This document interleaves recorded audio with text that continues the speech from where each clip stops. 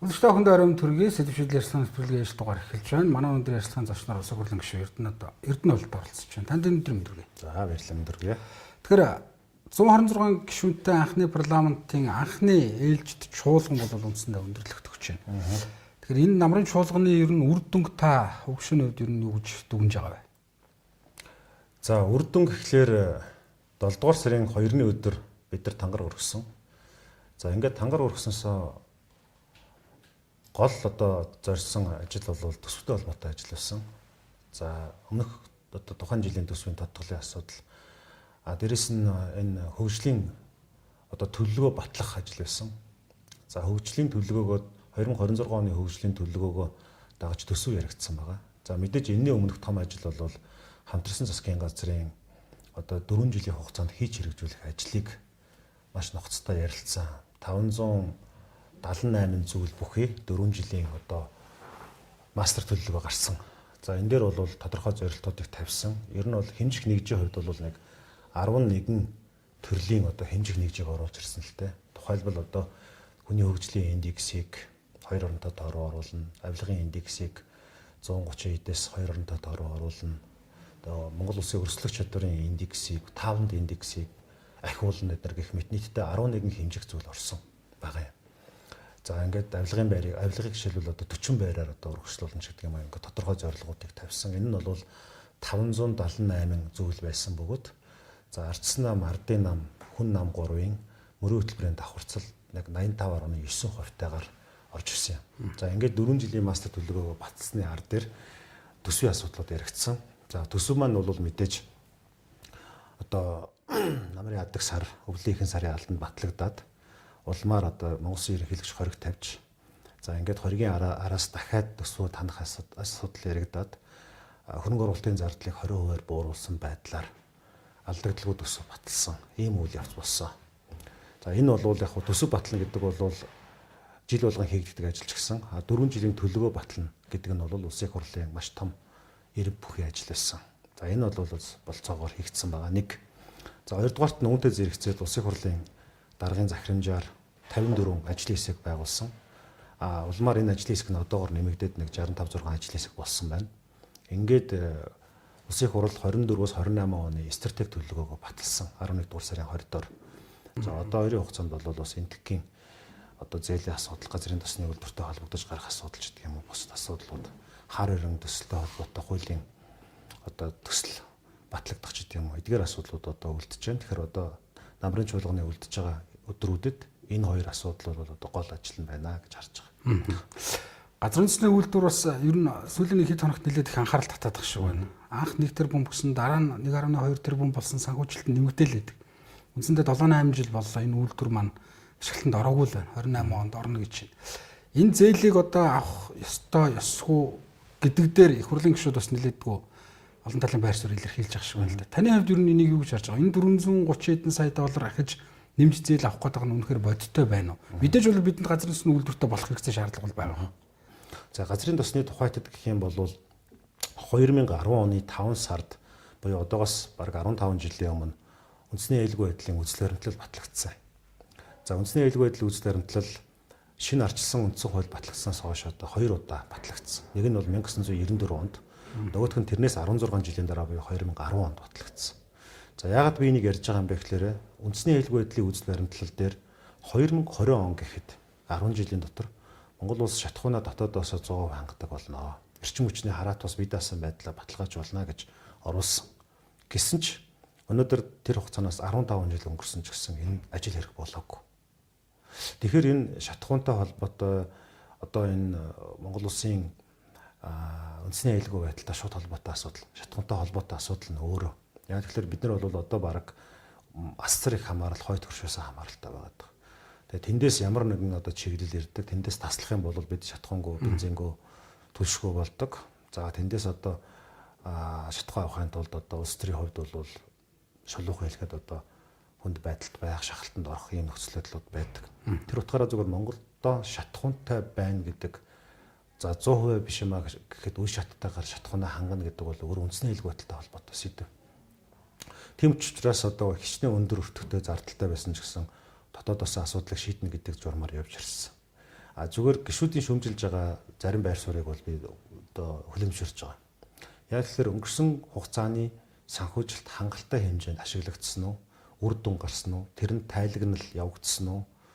Тэр нь одоо зарим тохиолдолд олон сая долларын хүүгийн төлбөрт мөнгө төлчихсөн байгаад байгаа. Энэ нь өөрөө зайлшгүй байсан уу? Тэ?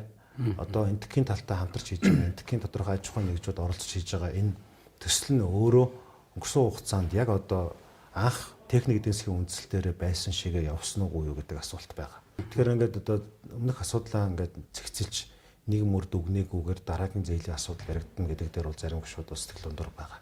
Миний хувьд ч гэсэн бас энэ дээр бас нэгтлэх хэрэгтэй. Ер нь тэр одоо сая бас оронагийн төсөлж яригдж байна, гашуун сухатын төслүүд яригдж байна. Мэдээж энэ удаагийн парламент 126 болсон парламентд ёс засаглалын энэ тэнцвэртэй байдлыг ахиулах нэг хүнээс юм уу нэг хэсэг бүлэг хүмүүсээс хамааралтай шийдвэр гаргалт биш. Олон ургалж үзэлдээр суурилсан 7 хинжиж нэг огтлсон.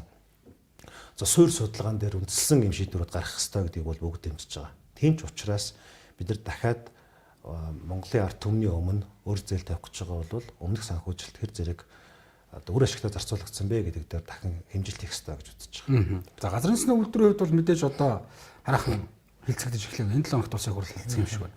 За түрүүн таваас дурдлаа ороно гэд анх удаа одоо Монгол улс уран гэдэг энэ одоо зүйлийг экспортлох. За энэ зөвшөөрлөний их хурл өөрөө өглөө. Ер нь яг энэ хөрөнгө оруулалтын гэрээ их хурл дээр хилцэгдэх үед зүгээр та бас хувь гишүүний хувьд за энэ үнэхээр Монгол улсад ашигтай ашиггүй. За эсвэл нөгөө талдаа одоо энэ хөрөнгө оруулалт хийгдээд явхаар үр дүн нь биднэрт юу болж үлдэх юм бэ гэдэг зүйлийг бас парламент нийлүү нухацтай ярьсан байх гэж бодож байна. За энэ асуудал дээр бол миний хувьд бол зарим зүйл дээр шөмжлөлтэй хандсан. За том зургаараа бол Монгол улс зөвхөн нүүрс гэлтгүү одоо Монголын стратегийн дөрвөн одоо зүйлчин нүүрс байна. За дээрэс нь бол алт байна, зис байна, төмрийн өдөр байна. Энэ дөрвөн зүйл Монгол улсын эдийн засгийн 90-93%-ийг бүрдүүлж байна. Тийм ээ. Тэгэхээр чи ер нь бол зарчим нь бол ингээд ухаад олборлоод гаргаад байхаас илүүтэйгээр одоо нөгөө 14 мега төсөлтөж орцсон байгаа. Алт бол түүнийг боловсруулдаг. Зис бол түүнийг хайлуулдаг ч гэдэг юм уу те. Зөвхөн түүхийгээр нь гарахаас илүүтэйгээр нэмэн өртөг шингэсэн илүү хүн цэнтэй бүтээгдэхүүн болгох нь тэрийг Монголдо болгох нь бол биднэрт илүү бага одоо нөөцөөр илүү ач холбогдолтой үр дүнд хүрнэ гэсэн л тийм логик яваад байгаа байхгүй. Тэгэхээр энэ асуудал дээр бид нар боловсруулах үйлдвэрийг барихгүйгээр бол ингээд юм одоо түүхийгээр нь зараад иж болохгүй. Одоо түүхий жишээлбэл энгийн жишээгээр татхад бол одоо арьс нэхийг ширийгч гэдэг юм уу зүгээр түүхийгээр нь бид нар зарахаар ямар үнэтэй байдаг вүлээ. Тэр түүнийг ингээд өндөр технологийн түвшинд боловсруулад бүтээгдэхүүн хийгээ зарах юм бол эсвэл хагас боловсруулсан бүтээгдэхүүний түвшинд зарах юм бол энэ ч өөр Монгол улсын эдийн засгт асар их ажил бодолтой шүү дээ. Тэгэхээр тэр одоо бадрах гэдэг байгаа шүү дээ. Бадрах энержи гэдэг байгаа. Тэр газар жишээлбэл өнгөрсөн хугацаанд нийтдээ 7000 орчим хүнийг биечлэн очуулж тэр талбайтайгаа танилцуулсан байгаа байхгүй юу. За миний ганц л шаардлага байгаа. Ер нь аль ч төсөл төр иргэдийн мэдих эрхийг хэр зэрэг хангасан бэ? Иргэдийн мэдих эрхийг хангана гэдэг бол маш чухал. Тэнд баахан юм тооцоо боловсруулсан гэдэг байгаа. Ингээд парламентаар ч юм оруулаад батлуулах нь бол нэг л хэрэг. Гэхдээ бид нар хангалттай их цаасан дээрх тунхагийг үлдээсэн. За 2050 он хүртэл Монгол улсын алсын хараа болон бусад одоо бодлогын бичиг баримтууд сонгуулийн дараа гарсан томоохон хөтөлбөрүүдийг оруулаад бас л 11 янзын бодлогын бичиг баримт бидний өмнө байгаа юм. Нийслэлийн бодлогыг оруулаад шүү. Үндэсний хэмжээний 10, нийттэй холбоотой нэг нийтдээ ингээд 10 бодлогын бичиг баримт байгаа. Богино дунд урт хугацааны стратегийн бичгүүд. Ардан бичигч хоорондоо уялдаж байна уугүй юу? За дээрэс нь бидний гаргаж байгаа шийдвэрүүд нь энтэйгээ уялдаж байна уугүй юу гэдэг асуудал байна. Одоо гол зовлон юу байх вэ гэхээр Монгол улсын төр гэдэг энэ институт маань өөрөө хоорондоо мэдээллийн уялдаатай байх дата анализ гэж хэлдэг тийм үү. Өмнө гарч ирсэн шийдвэрүүд, одоо гарах шийдвэрүүд, ирээдүйд гарч болзошгүй шийдвэрүүд эндний хооронд ч нэг төрийн санах хой гэж юм байдаг та тийм. Энэ дээр ингэж тулгуурсан шийдвэрүүд гарах нь маш их чухал. Тэгэхгүй болохоор нэг популист нөхөр гарч ирэл чанга дугуурал эсвэл нэг дарга том юм хэлэнгүүт тэрийг дагаж баахан хазаагаад эдийн засгийн тооцоо үндэслэл муутай шийдвэрүүд гаргадаг. Эргээд тэрнээс нь хор хохирол учирдаг, хариуцлага багхгүй, хариуцдаг эзэн багхгүй ингэж үлдээд исэн багхгүй. Тэгэхээр одоо бол жишээлбэл одоо оронагийн ч юм уу одоо нурантай холбоотой хуулинч гарчлаа. Дээрэс нь одоо гэрэнж батлагдчихлаа, сойр хогдон батлагдлаа. Иргэдийн мэдих эрхийг л маш сайн хангах хэрэгтэй. Иргэдийн мэдих эрх хангагдаагүй, иргэдээсээ асуугаагүй болохоор маш олон бухимдлууд байдаг, маш олон хардталтууд байдаг, маш олон өнөө бодлоо мэддэхгүй мэдээлэлүүд байгаад байдаг. Одоо төсөл хөтөлбөрүүд ингээ явна. Ойролцоогоор Монгол улсад 5 тэрбум Америк долларын хөрөнгө оруулалт орж ирнэ. Гэхдээ энэ одоо хөрөнгө оруулалт баялагын зэрэгцээ, байгаль экологч нь эргээд эрсдэл учирч байна уу? Тэнд амьдарч байгаа нутгийн зам олон эрсдэл учирч байна уу? Тэнд одоо дараад нь ямар нэгэн зарим хүмүүсийн эргэлзээд байдаг шиг цөмийн хаягдал, булшлах асуудал, энэ асуудлын стандартууд нь энэ бодиттой юм уугүй юм уу гэдэг мэдээллүүдээс сайн өгсөн. Тэгээ шууд автомат утгаараа шууд ингээд хүний тархинд аюултай гэж бодчих юм бол аюултай талаас бүх юм харагдана шүү дээ. Гэтэл нөгөө талаас нь аюулгүй гэж мянга хэлэхээс илүүтэйгээр яагаад эн чинь ийм нөхцөлтэй эдийн засаг, байгаль эколог, хүрээлэн байгаа орчны хувьд энэ стандартуудыг хангаж явах юм бэ гэдэг зүйлийг л бид нар бодох хэрэгтэй. Та түрүү хэллээ шүү дээ. Өнөөдөр Монгол улсыг хөгжүүлэх 11 бодлогын баримт бичиг байна гэж. Гэтэл өнөөдөр төрийн санахоо гэдэг зүйл үндсэндээ байхгүй. За нэг дарга гарч ирээд нэг зүйл ярьдаг. За тэр нь одоо жишээ нь маш яралтайгаар мар гişүүдэд танилцуулагддаггүй ингээд их хурлын босго даваа явдаг. Магадгүй зүгээр өмнө нөгөө гişүүдийн тоо цөөхөн 76 гişүүнтэй байхад за нэг хэсэг бүлгийн одоо юу гэдгийг лоббид бол ингээд асуудал нь ногоон гэрлэр гараа авчдаг. Энийг л ерөөхдөө бас болиол гэж энэ гişүүдийн тоог бас нэмсэн гэж харддаг л да.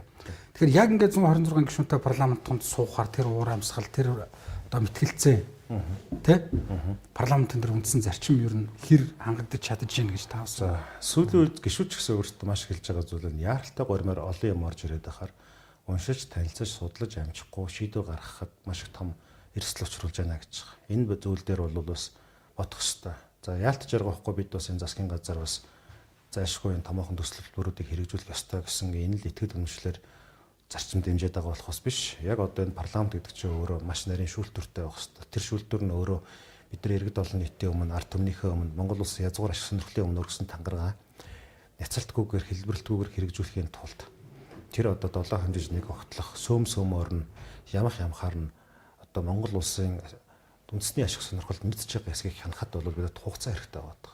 Тэгээ энэ бол заашгүй том зүйл байгаа. Нэг. За хоёрдугаарт нь гэх юм бол 126 болж байгаа энэ тоо бол 50 хүний одоо судлаар нэмэгдэж байгаа бол парламент засаглалын чадварыг бол бодтойгоор нэмэгдүүлж байгаа гэж харж байгаа.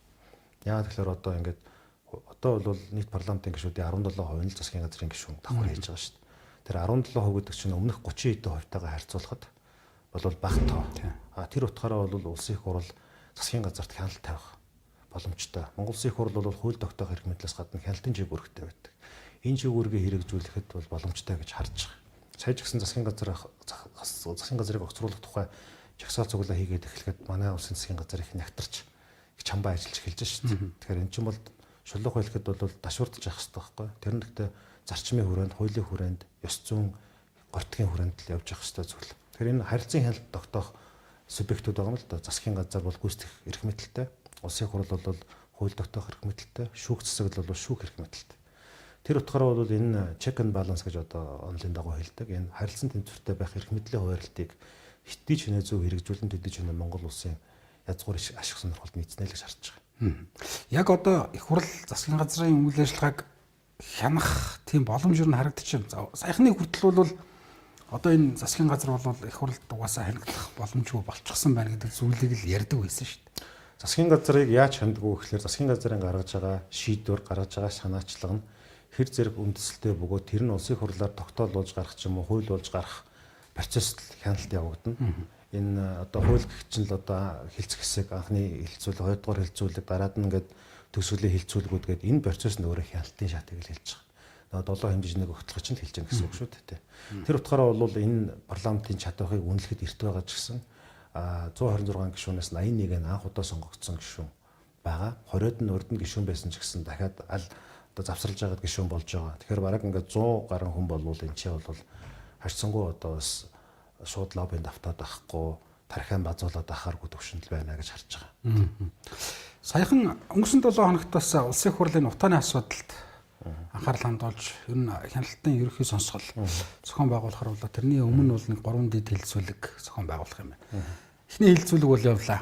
Өнөөдөр энэ агаарын бохирдол ер нь монголчуудын эрүүл мэндэд хэрхэн яаж нөлөөлж байна вэ гэдгийг та бүхэн хэлсэн гэж ойлгосон. Ер нь ямар төвшөнд байна? Өнөөдөр энэ утааны чинь асуудлаас болоод өдөрт 14 хүн хор тавдраар нас орж байна. жилд 3-4 мянган хүн шинээр хордод тавтартай болж урд хожид сонсогдоогүй дуулдаагүй өвчнөр асар их залуучууд жоохон хүүхдүүд өвдөж байна. Жилдээ бид нар 200 гаруй сая долларыг иргэд халааснасаа гаргаад машин тэрэг байр унаа амжиргааны их усүрээр зараад одоо хандив босгоод хамаг юма тавьж туугаад Солонгост очиж байна. Бодит байдал гоц. Гэтэл нөгөө Монголын эрүүл мэндийн тогтолцоо нь олон улсын жишгээр эрүүл мэндийн төсөв болвол улсын төсвийн 6% байдаг бол манайх бол 2.7-оос 2.8 дээр л очив. Тэгээд тэнд орж байгаа хөрөнгө оруулалтын төсөв нь гэхэлэр нэг барилгын засвар, эмнэлгийн дээврийн ч юм уу байгаа болохоос биш яг тэнд шаардлагатай байгаа эрүүл мэндийн хүртээмж, иргэдийн амнаас эрүүл мэндийг хамгаалах чиглэлээр хангалттай төсөв явж чадахгүй байна. Ингээд хүн амын 50-аас дээш үлэмж хувь нь газар нутгийнхаа маш бага зайн дээр өндөр нэгтгэршилтэй.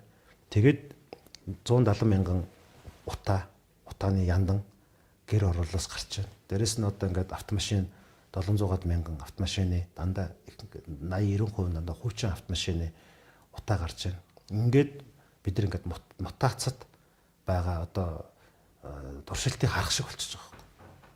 Тэгэхээр үндэсний аюулгүй байдлын үзэл баримтлалд энэ эрүүл аюулгүй орчинд амьдрах иргэний амьд явах эрхийн асуудал, түүнийг хангахтай холбоотой асуудлыг шинээр тодорхойлох шаардлагатай болсон. Тэгэхээр миний хэлээд байгаа зүйл нь энэ эренбэ тогтооё гэж байгаа. Өөрөөр хэлбэл сая ингээд ерөнхийлөгчийн хоригийн дараагаар бүх салбарын төсвүүдийг 20% ингээд тэгшдэгэ хасж шít. Тэгэхээр эрүүл мэнд боловсролын салбар хоёрыг хизээч салбар гэж бодож болохгүй. Энэ бол үндэсний аюулгүй байдал. Монгол хүний эрүүл мэнд, монгол хүн боловсролтой байна гэдэг бол суур асуудал. Үндсэн чиглэлийн яам болгож суур асуудал учраас энэ хоёр салбараас яагаад ч төсөв хасж болохгүй гэдгийг бид нар бүр хүлчилмээр байна. Харин ч салбарын орж ирж байгаа төсөв гэж байгаа зүйл дээр нь бүр илүү нэмэх ёстой. Орон нутагт чанартай эмнэлэг, хүртээмжтэй эмнэлэг байх юм бол, чанартай боловсрол байх юм бол иргэд тийшээ нүүн үсттэй. Хүн ер нь яадаг вэ гэхээр хүүхдийнхээ боловсрол эрүүл мэндийн баталгаатай байдлаас шийдвэр гаргадаг шүү дээ. Тэгээд тэнд ажлын байр бий болгоно. Өөрөөр хэлбэл том мега төслүүд орон нутгаа бүсчилж хөгжүүлэе гэж байгаас гадна нийгмийн дэд бүтцүүдийг тэнцээ аваачих хэрэгтэй байхгүй. Тийм учраас энэ Улаанбаатараас гадна 6 бүс байна. Энэ 6 бүсийн төвийн эрүүл мэндийн чадварыг бол бүр огцом нэмэгдүүлэх хэрэгтэй. Одоо 2027 он 6 оны төсвүүдээр эрүүл мэндийг бүр 3.5% руу аваачих хэрэгтэй. 0.5%-ээр жил болгоно нэмэх хэрэгтэй. Ингэж 28 он гэхэд бол бид нар олон улсын жишг 6% дээр очих хэрэгтэй. Манай улсын увсд нь байна уу, Баян-Улгид нь байна уу, Ховдд нь байна уу, Дорнодд нь байна уу, Өмнө Говьдд нь байна уу, Хөсгөлт нь байна уу хамаахгүй. Бүгд яг стандартын дагуу тэнд байгаа эмчийг, тэнд байгаа багшийг хамгийн өндөр цалинтай байлгах хэрэгтэй. Өргүү зардлыг бид нар олон юм зарцуулсан. Өнөөдөр утааны асуудал дээр өнгөрсөн хугацаанд 11.7 их 80 төгрөгийг зарцуулсан гэж ногоон хөгжлийн хурцсахар гээд одоо холбоо нийт 20 гаруй байгууллага дүгнэж шít. 11.7 их 80 төгрөг гэдэг бол 3 тэрбум доллар. 3 тэрбум доллараар утааны яндан болгоныг байхгүй болгох ногоон шийдэл байсан уу? Байсан. Гэр ороолыг бүтэн барилгаж болох шийдэл байсан уу? Байсан. Хийгээгүй. Тийм учраас утааны асуудал гэдэг бол нэгдүгээр зөвхөн өвөл болоход яригддаг сэдв биш. Энэ бол үндэсний аюулгүй байдал занал хийлж байгаа сэдв. Чин бүрэн гишүүн хэлээд нь шүү дээ. Хүний гавьяа тэмцээн хувьд Монгол улсад бүр ингээд элэгний ингээд хавдрын шин төрлийн геном үүссэн байгаа даа гэж. Зөвхөн Монголд байдаг гэж тэ. Энэ өвчлөлийн чинь суурь Баянзүрх дүүргийн 36 дугаар хороонд өрхийн эмчээр адилж ирсэн гэрлээ гэд эмчтэй бас би саяхан уулзж энэ талаар ярилцсан. Монголын Улаанбаатар хотод байгаа дундаж хөвгт гэр оролдог хөвгтүүд жилд 8 удаа ханаад төрж байна. Өвөл ханаад төрхөөс гадна 100 ханаад төрж байгаа. Хөрсний бохирдол маш олон төрлийн бохирдлоос болоод 8 удаа ханаад төрж дархлаа тогтож байна гэж байна. Гэтэл маш сайн тэгэхэд одоо өөр газруудад бол утааны бохирдлгүй газруудад жилд үсрээд 2 удаа ханаад төрж байна гэж байна. Тэгэхээр 4 дахин илүү их хордож байна л гэсэн үг. Тэгэхээр чи нөгөө нэг эмчнэр зөвлөж шүү дээ. Энэ үеүүдэд жирэмсэн болж болохгүй гэд тэгэнгүүт чи нийгмийн хүн ам зүйн бодлогод нөлөөлж байгаа байхгүй. Хавар, зон, намар, төрх, тээх шал өөр болж эхэлж шүү дээ. За хорт хавдрыг бол үүсгэх нь нотлогдсон байна. Ургийн жирэмсэн ихийн ургийг гажигтай болгоход нотлогдсон байна.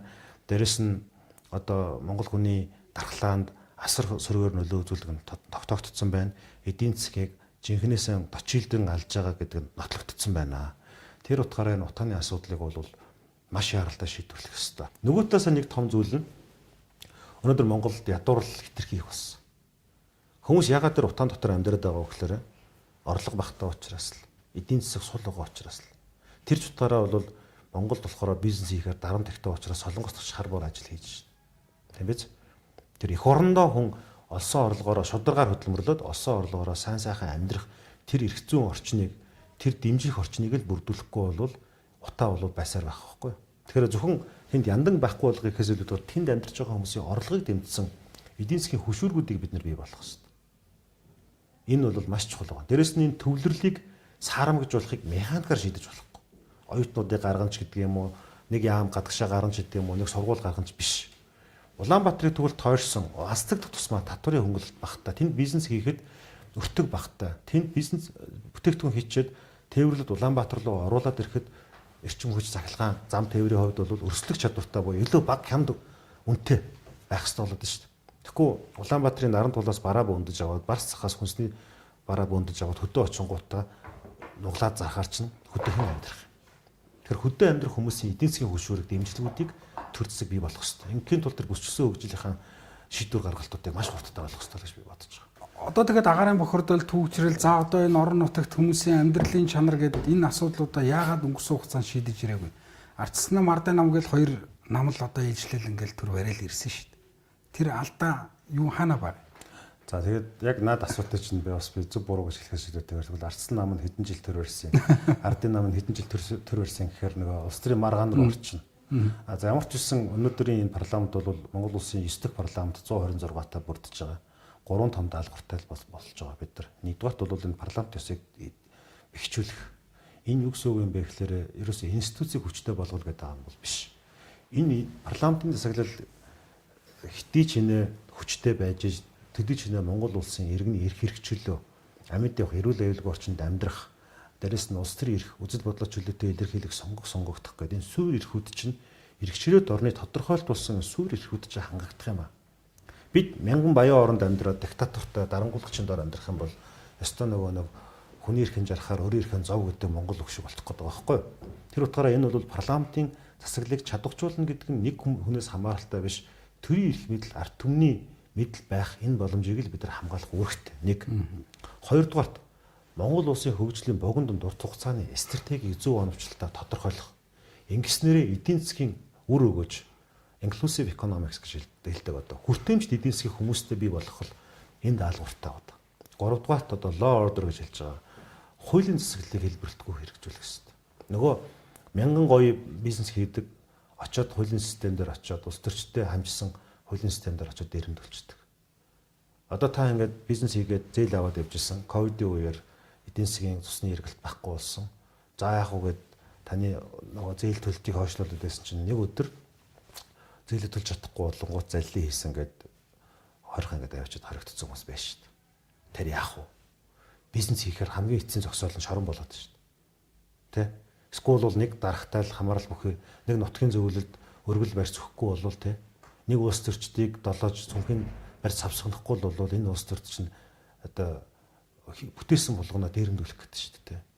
Тэгээ та харж байгаа сонгуулаар Монголын бахархал гэж боддог томоохон компаниуд нь хэдэн янзаар охин компаниараа дамжуулаад улс төрийн намуудад ил өгж байгаа нь тэр далд өгж байгаа нь ямар хэмжээний мөнгө байх вэ? Авилгатай тэмцэх гэдэг чинь бол энэ улс орны хамгийн чухал зүйл. Одоо Transparency International гэж олон улсын байгууллага авилгын төсөөллийн индексийг гаргаж байгаа. Монгол улс бараг 60 байраар ухарсан. Сүүлийн 8 жил. Урд нь бол нэг 78 руу орж ирсэн шүү дээ. Одоо 130 рүү орцсон. Яасан? 3 шалтгаан байсан. Нэгдүгээрт улс төр мөнгөний хамаарал. Харин бол улс төрийн шийдвэр гаргах төвшөнд гарч ирж байгаа хүмүүс бохир мөнгө угаах замаар гарч ирээд байна. 1. Хоёрдугаар төрийн эмч аж ахуйн нэгжүүд 122 гэж хэлдэг те. Энд асар их мөнгө угаад явагдаад байна. Ашиггүй ажиллаад байна те. Дээрэс нь болох юм бол тэнд шахаа яваад байна те. Тэнд болохоор дарга даамлын танилуд л хувийн хүртээд нь шүү дээ. За 3 дугаар тэнд шүүх эрх мэдэл ус төрчлөлттэй холбоотой гаргаж байгаа шийдвэрүүд. Зарим хэрэгүүд ингээл процессороо үйл явцаараа яваал ингээл нэг юм шийдэгдэж байгаа. Зарим хэрэгүүд бол ерөөсөө шийдэгдэхгүй. Өнөөдөр жишээлбэл Монгол ардын намаас нэр бүхий хэрэгт холбогдож ирсэн хүмүүсийн хэрэгүүд бүгд дарагдаад ардсан намтай холбоотой хүмүүсийн хэрэгүүд одоо жинхэнэ олон нийтийн дунд шуугинд тэгдэж байна шүү дээ. Энэ чинь шударгаш байдал байхгүй. хааваа олон жилийн өмнө ирэх ашигасан эрх мэдлээ өгөө явцсан хүмүүс хүртэл одоо ингээл дахиад сонгуул болгоны өмнө яригддаг шүү дээ. Энэ бол одоо бодит байдал болчиход шүү дээ. Зарим эргүүд бол 24 цагийн дотор шийдэгдэж байгаа шүү дээ. Сая тэр Бурхны хөө Баярбаатар гээд Бямц цогтын Баярбаатар гэдэг залуу олон нийтийн сүлжээгээр мэдээлэл хэлэнгүүт л маш хурдтайгаар баригдчихсэн шүү дээ. Тэгэхээр зарим эргүүд нүүрсний хэрэг гэж ярьдаг, 30 их 80 гэж ярьдаг. Сонгуулийн дараагаар нэг ч яригдсангүй. Тэгэд худлаа байсан бол тэр хүмүүсийн нэр төр алдар хүндэд халтсан байна шүү дээ. Үнэн байсан бол тэрэн дээр тэгвэл хэрэг үүсгээд шалгаад тэр хүмүүсийн буруутай эсвэл буруугүй гэдгийг шүүх тогтоох хэрэгтэй шүү дээ. Тэр ингээд шударгаас ч өөрөө үзэмж болчиход байна. Шударгаас үзэмж болчиход байгаа учраас иргэд олон нийт үзэл бодлоо чөлдөд илэрхийлж жагсыг ангуут нь өөдөөс нь баахан хөлсний жагсагч турхирчдаг. Ингээд иргэдийн үндсэн эрхэнд нь ноцтойгоор халтдаг тийм л боллоо шүү дээ. Тэр энэ тохиолдолд бид нар мянга эрүүл юм яриад яах вэ? Тэгээ энийг одоо энэ парламент өөрчлөх юм. Харин тэгэд энийг өөрчлөн гэдэг чинь улс төрийн зоригийн асуудал болно. Одоо байгаа дарга нарт хамгийн таалагдахгүй үгнүүдийг бид нар хэлжиж ард нь гарна шүү дээ. Гэтэл өнөөдөр яаж юм гэхээр хүмүүс маш их тийм болгоомжлол айцтай байдаг. Та жишээлбэл шудраг дуу гаргах юм бол таныг нэг өдрийн дотор тэнгуүтэйгээ зарлаа шүү дээ. Тэ? Эндээ та бэлэн байгаа мó? Таныг ингээд шудраг гаргах юм бол таны хамаарал бүх ямар нэгэн үнэ чи болвол таныг ямар нэгэн байдлаар гэмт хэрэг зөрчилдөг байл. Тэгээд хэдэн сая төгрөгөөр хэдэн 10 сая төгрөгөөр телевизүүдийг худалдаж аваад бүх телевизээр алтан хүү бол адгийн шар гэдэг сурчлагаа явахаар 7 хоногийн дараа та болио л гэнэ. Тийм л байдал байгаа юм. Бодит байдал бол. Тэгэхээр одоо бид нар яаж юм гэхээр энэ шийдвэр гаргалтаа эхнээс нь ахуулаад ингээд эренбэнд оруулах хэрэгтэй болчихж байгаа. Тэ. Улаан шугам татна. Одоо Рокфеллер гэж 100 жилийн өмнө дэлхийн хамгийн баян хүн байсан. Одоо Америкийн нефтийн магнат. Тэр хүний хэлсэн үг гэдэг байхгүй.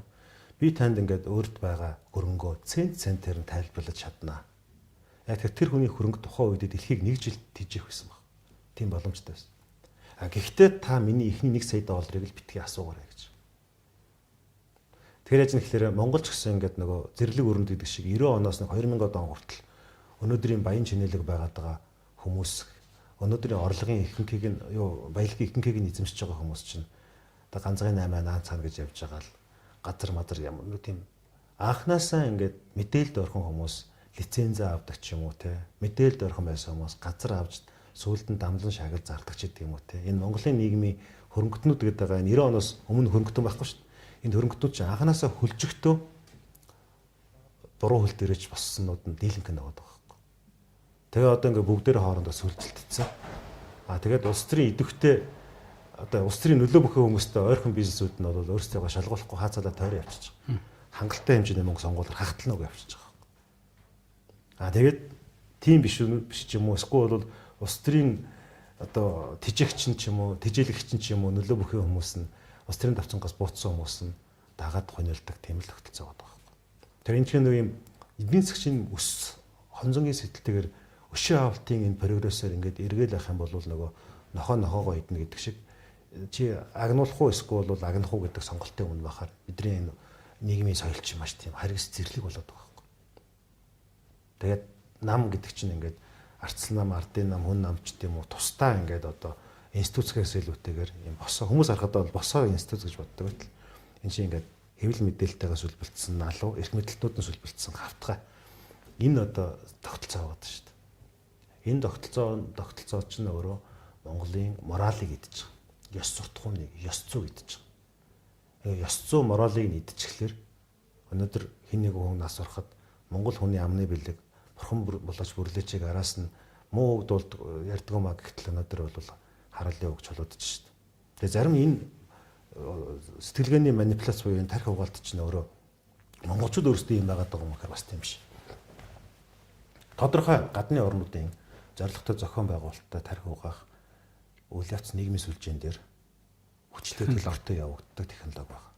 Альва шийдвэр гаргалтын өмнө зарим нэгэн одоо үндэсний биш үндэсрхийг үзэлтэй бүлэгмүүд хүртэл нацизмыг сурталчилсан хүмүүсийг алж чадахыг уриалсан зандалгсан байгаа шүү дээ. Тэд нар тэгвэл яагаад ингэж хариуцлага хүлээх гээд байна?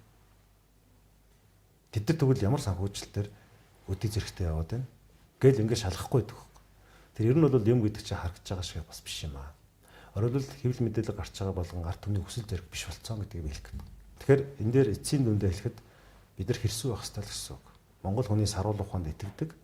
Монгол хүний саруул ухааны хэрсүү чанарыг л одоо энэ бодлого боловсруулах шийдвэр гаргаж байгаа хүмүүс нэг үрчлэн бодох шүү дээ. Одоо шийдвэл та 126 гэж хэлж шүү дээ. Тэр чинь хүн нэг бүр өөрийн гэсэн үндэсний идеологтой хүмүүс шүү дээ. Өөрийн гэсэн туршлагатай, боловсралтай, Монголоо сайн сайхан болгоё гэсэн итгэл үнэмшилтэй хүмүүс байгаа шүү дээ. Зарим нэг нь мөнгө эрх мэдэл нүдэн цохорцсон хүмүүс ч явж байгаа шүү дээ.